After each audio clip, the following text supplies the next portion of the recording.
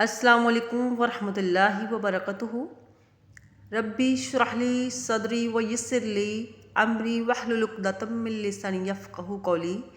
ربی زدنی علما ربی زدنی علما ربی زدنی علما۔ میں ہوں آسیہ، اسلامی داسی چینل میں خوش آمدید کہتی ہوں۔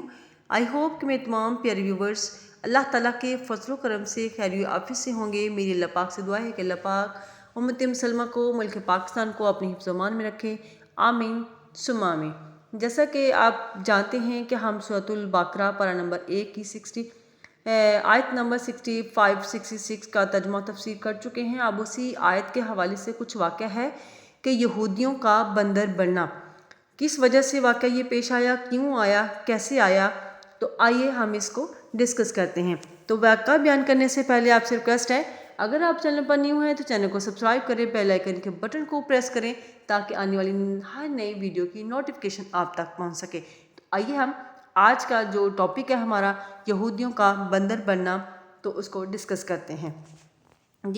تو یہودیوں کا بندر بننا، جیسے کہ اسلام میں جمعہ عزت والا ہے، عیسائیوں کے لیے اتوار اور ہندوؤں کے لیے منگل، اسی طرح یہودیوں کے لیے ہفتہ کا دن محترم تھا، مگر فرق اتنا ہے کہ اسلام میں صرف ان لوگوں پر جن پر جمعہ کی نماز فرض ہے، جمعہ کی پہلی اذان سے ختم نماز تک وہ دنیاوی کاروبار کرنا حرام ہے۔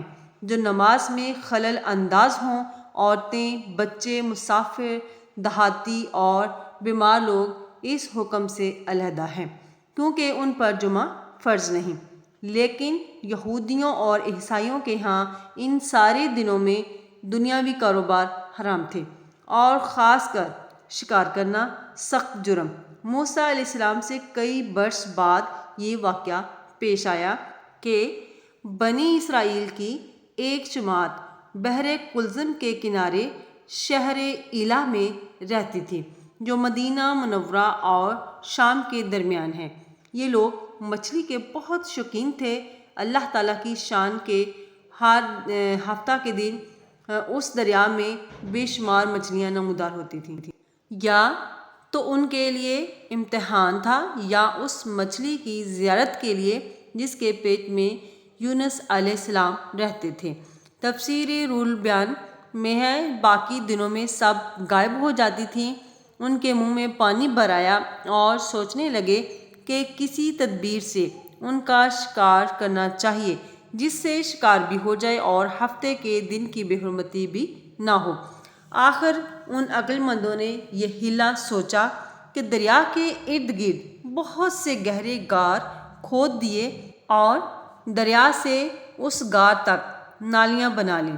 جمعہ کی شام کو ان نالیوں کا منہ وہ کھول دیتے کہ پانی کے ساتھ مچھلیاں ان گڑھوں میں، جو انہوں نے وہ تالاب کے منہ کھولے تھے، گہرے گڑھے بنائے تھے، ان میں آ جائیں، اور اتوار کے دن ان گڑھوں سے وہ پکڑ لیتے تھے اور کہتے تھے کہ ہم نے ہفتے کو تو شکار نہیں کیا، ہم ہفتے کو شکار کرتے ہی نہیں۔ انہوں نے وہ مچھلیاں خوب کھائیں اور فروخت کیں، جس سے یہ بڑے مالدار ہو گئے، دولت مند ہو گئے۔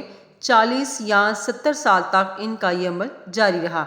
یہ لوگ کل 70,000 تھے۔ ان کی 3 جماعتیں بن گئیں، ایک تو شکار کرنے والوں کی، دوسرے اس سے منع کرنے والوں کی، اور تیسرے وہ لوگ جو خاموش رہنے والوں کی۔ یہ لوگ کل 12,000 تھے، باقی سب شکاری۔ جب شکاریوں نے ان کی نصیحت نہ مانی تو انہوں نے اپنے اور ان کے درمیان ایک دیوار بنا کر شہر کے 2 حصے کر دیے اور کہا کہ ہم ان کے ساتھ نہ رہیں گے کہ کہیں ہم پر بھی عذاب نہ آ جائے۔ یہاں تک کہ داؤد علیہ السلام کا زمانہ آ گیا، آپ نے ان کو شکار کرنے سے منع کیا اور فرمایا کہ اے بے وقوفو، قید کرنا ہی تو شکار ہے۔ جیسے کہ کوئی ہرن کو جال میں پھانس لے، اس نے شکار کر لیا، کھائے یا نہ کھائے، اور کھائے تو آج ہی کھائے یا کبھی دوسرے وقت۔ غرض کے ہفتے کے دن تمہیں شکار کی ممانعت ہے، تمہیں منع کیا گیا ہے کہ تم لوگوں نے ہفتے کے دن مچھلیوں کا شکار نہیں کرنا، نہ کہ فقط ہاتھ میں پکڑنے یا کھانے کی۔ اس سے باز آ جاؤ ورنہ عذاب میں گرفتار ہو جاؤ گے۔ شکاریوں نے کہا کہ ہم تو بہت عرصے سے یہ کام کر رہے ہیں، اگر یہ کام برا ہوتا تو اب تک ہم کو امن کیوں ملتی؟ تب داؤد علیہ السلام نے یہ دعا فرمائی جس سے اللہ تعالیٰ کا عذاب آ گیا، اور رات میں یہ سب کے سب بندر یا جوان لوگ بندر اور بوڑھے لوگ سر بنا دیں گے۔ استغفر اللہ، نعوذ باللہ۔ ان کے عقل و حواس تو باقی رہے مگر قوت گوئی جاتی رہی، جسموں سے سخت بدبو نکلنے لگی۔ صبح کے وقت اس محلے کے لوگوں نے دیکھا کہ نہ تو اس محلے سے کوئی آدمی باہر آ رہا ہے، نہ کوئی اندر آ رہا ہے، نہ کسی کی آواز آ رہی ہے، نہ دھواں وغیرہ ہے نکل رہا ہے ان کے گھروں سے۔ تو یہ دیواروں پر لوگ چڑھ کر ان کے گھروں میں داخل ہو گئے، اور وہ بندر ان کو دیکھ کر ان کی طرف دوڑے اور ان کے قدموں سے لپٹنے لگے اور ان کے کپڑے سونگھتے اور روتے تھے۔ ان لوگوں نے کہا، کیا ہم نے تمہیں شکار سے منع نہ کیا تھا؟ وہ بندر سر ہلاتے اور آنسو ان کے رخساروں پر بہتے تھے۔ اس حال پر ان کو 3 روز گزرے اور چوتھے روز سب ہلاک کر دیے گئے، نہ کوئی باقی بچا اور نہ ان کی نسل چلی۔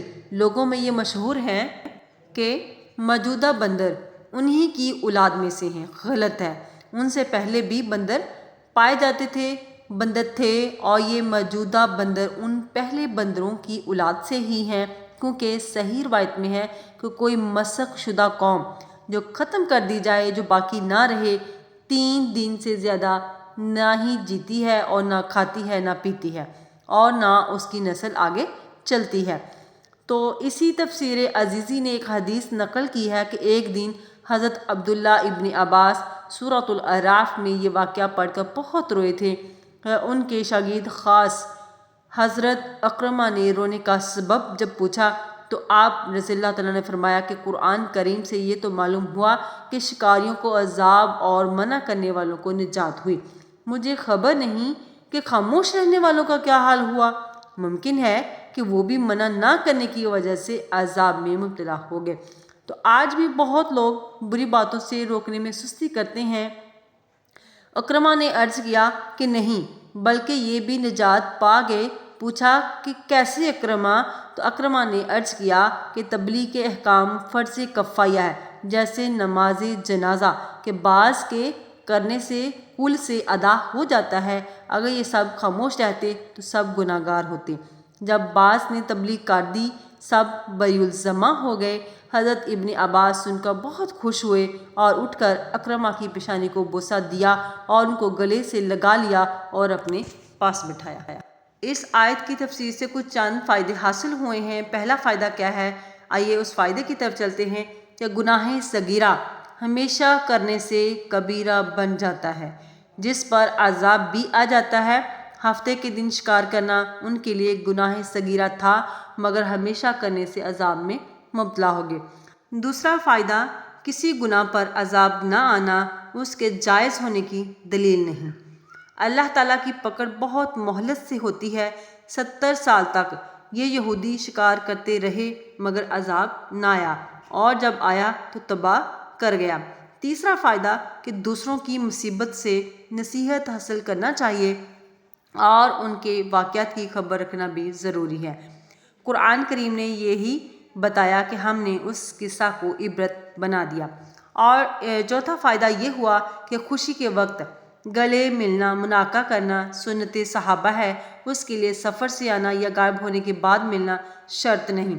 دیکھو ابن عباس نے خوشی میں اکرمہ کو گلے لگا لیا رضی اللہ تعالیٰ عنہ، لہٰذا عید کے دن گلے ملنا سنت سے ثابت ہے کہ یہ بھی خوشی کا موقع ہے۔ اور پانچواں فائدہ یہ ہوا کہ بدکاروں سے دور رہنا چاہیے، ورنہ ان کے ساتھ نیکوکاروں پر بھی عذاب آ جائے گا۔ دیکھو نیک کار ان شکاریوں سے علیحدہ ہو گئے، گیہوں کے ساتھ گن بھی پس جاتے ہیں اور جواریوں کے ساتھ کھڑے ہونے والے تماشائی بھی گرفتار ہو جاتے ہیں۔ اور اس کا چھٹا فائدہ یہ ہے، تبلیغ صرف عالموں ہی پر فرض نہیں، بلکہ جس کو جو مسئلہ معلوم ہو، جتنی اس کو سمجھ ہو، ناواقف کو ضرور بتا دے، ورنہ گناہ گار ہوگا۔ دیکھو یہ منع کرنے والے سب علماء نہیں تھے، مگر ان پر تبلیغ فرض ہوئی اور تبلیغ ہی کی برکت سے عذاب سے بچے۔ اور ساتواں فائدہ، دوسرے کے گناہ سے راضی ہونا بھی گناہ ہے، اور کفر سے راضی ہونا کفر اور بلا وجہ اس کی تردید نہ کرنا جرم، جیسے کہ حضرت عبداللہ ابن عباس اور اکرمہ کی تقریر سے ثابت ہوا کہ اگر کسی کو گناہ کرتے ہوئے دیکھیں تو اگر طاقت ہو تو ہاتھ سے روکے ورنہ زبان سے منع کرے، اگر یہ بھی نہ ہو سکے تو دل سے ہی برا سمجھ کر وہاں سے علیحدہ ہو جائے۔ 8واں فائدہ یہ ہوا کہ حضور صلی اللہ علیہ وسلم کے صحابہ تمام نبیوں کے صحابہ سے اور حضور کی امت تمام امتوں سے افضل، کہ اللہ تعالیٰ نے حضور صلی اللہ علیہ وسلم کے صحابہ کا شکار سے امتحان لیا کہ ایک بار بحالت احرام یعنی کہ احرام کی حالت میں شکاری جانور ان کے خیموں میں آئے، مگر ان میں سے کسی نے آنکھ اٹھا کر بھی نہ دیکھا۔ اللہ تعالیٰ فرماتا ہے کہ تنالوہ ایدیکم، نیز آج بھی حضور صلی اللہ علیہ وسلم کی امت پر بحالت احرام شکار حرام، بلکہ حرم شریف کا شکار ہمیشہ حرام، مگر بفضل تعالیٰ یہ امت اب تک مضبوطی سے اس پر کاربند ہے، حتیٰ کہ حرم کے آپ عمرہ اور حج کے لیے جائیں تو وہاں حرم کے اندر صحن کعبہ میں اور وہاں پہ کبوتر پھر رہے ہوتے ہیں، تو وہ کبوتر بھی جو ہیں جو حرم کے کبوتر ہیں حاجیوں کے پاس آ جاتے ہیں، مگر بلکہ ان کے سر اور بازو پر بھی بیٹھ جاتے ہیں، مگر انہیں کوئی چھیڑتا بھی نہیں۔ یہ اللہ تعالیٰ کا کرم ہے۔ الحمدللہ آج ہمارا سورۃ البقرہ میں آیت نمبر 65 اور 66 کا جو ہم نے کل ترجمہ تفسیر کیا تھا، اسی کے حوالے سے آج ہی ہم نے کچھ یہودیوں کا بندر بننے کا واقعہ پیش کیا ہے۔ آئی ہوپ کہ آج کی ویڈیو آپ کو اچھی لگی ہوگی۔ اگر آج کی ویڈیو یہ آپ کو اچھی لگی ہے، پسند آئی ہے، تو لائک اور شیئر ضرور کیجیے گا اور ایک اچھا سا کمنٹ بھی کیجیے گا تاکہ ہماری حوصلہ افزائی ہو سکے۔